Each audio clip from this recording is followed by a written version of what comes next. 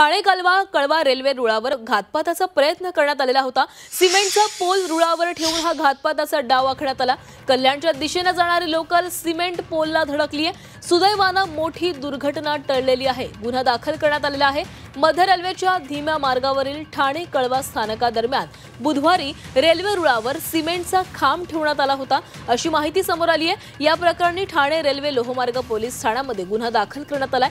घातपात घडवण्याच्या उद्देशाने हा खांब रुळावर ठेवण्यात आल्याची प्राथमिक माहिती तपासामध्ये समोर आलेली आहे। कल्याणच्या दिशेने जाणारी धीमी लोकल ठाणे कळवा रेल्वे स्थानकादरम्यान गोपाळनगर परिसरामध्ये रात्री 10:30 वाजता आली असता रेल्वे रुळावर ठेवण्यात आलेल्या सिमेंटच्या पोलला तिची धडक बसली आणि या घटनेची माहिती गार्डनं वरिष्ठ अधिकाऱ्यांना दिल्यानंतर तिथं पाहणी करण्यात आली।